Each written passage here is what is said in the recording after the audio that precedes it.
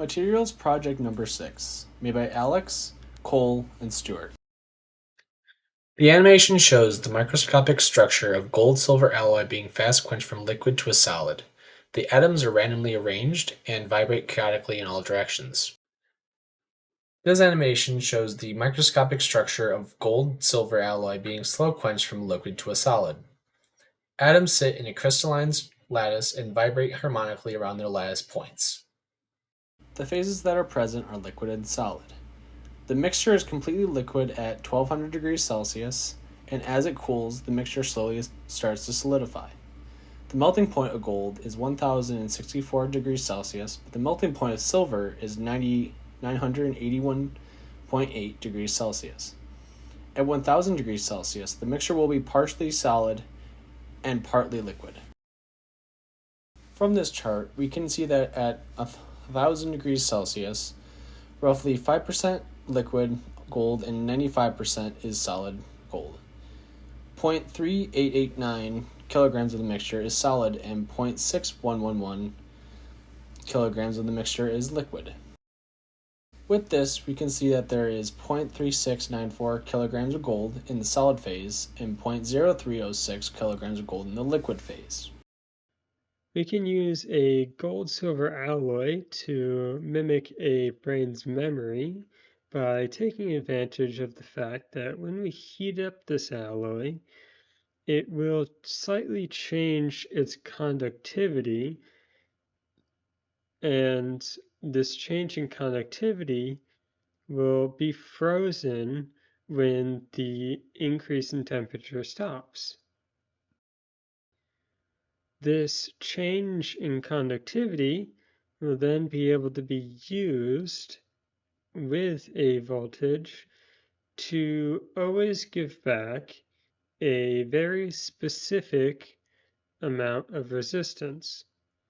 And this specific amount of resistance is similar to what a brain would have called a memory.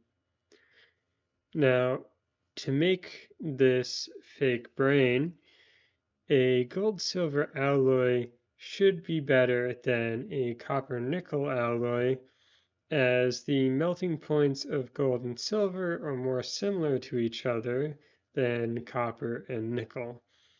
And this just makes it so that when you heat it up, it emulsifies more evenly and gives a better read.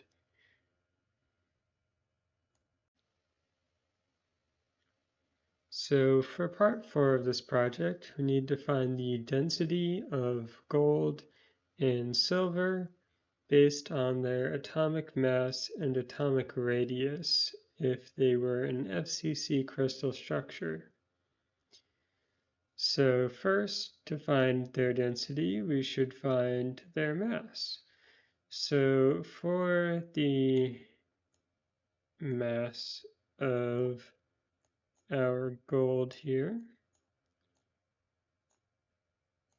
we are first going to take its atomic mass, which is 197,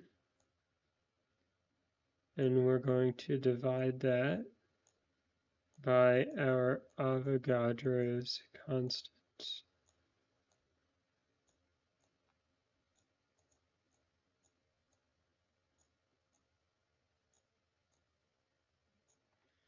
But since we know this is an FCC crystal structure, we know that there are about 4 atoms per crystal structure. So we need to multiply this by 4, and that will give us a total mass of about 1.31 times 10 to the negative 21. And then we can do the same, but this time for silver.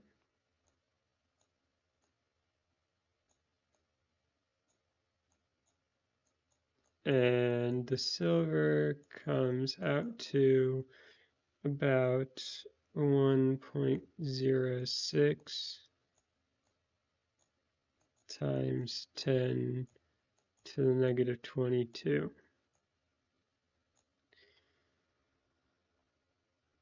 All right, now that we have our masses, we can go and find the volume. And for the volume, we need to, again, use the fact that in an FCC crystal structure, we can think of it as a cube with side length A, and this A is calculated by using the formula 2 times the square root of 2 times our atomic radius. And the atomic radius of gold and silver is about 0.144 nanometers. So we can just plug that in, and that means that the length of the crystal cube is about 0.407 nanometers. And then, once we have this length, we can easily find the volume by just taking the cube of this, and we find that our volume is 0.0676 nanometers cubed.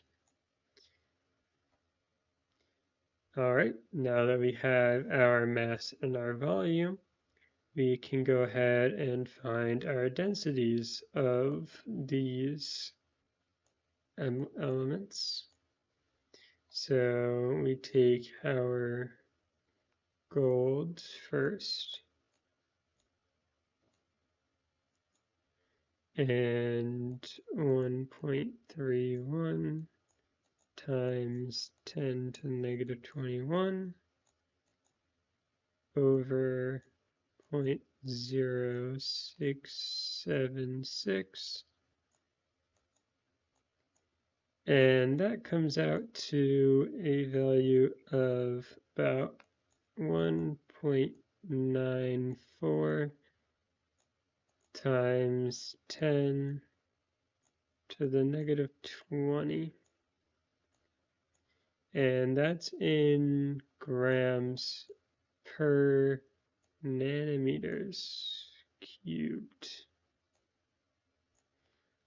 And if we convert this to kilograms per meters cubed, you'll find that our calculated density is 19,364 kilograms per meters cubed. And if we do the exact same thing, this time with our silver, we get a density of about 10,605 kilograms per meters cubed. Now, if we look at these values and we compare them to their actual values, we'll see that they're actually very, very close, with gold only being 24 kilograms per meters cubed off its actual value. And these small inaccuracies come from just rounding or just pure inaccuracy of our initial atomic mass or atomic radius.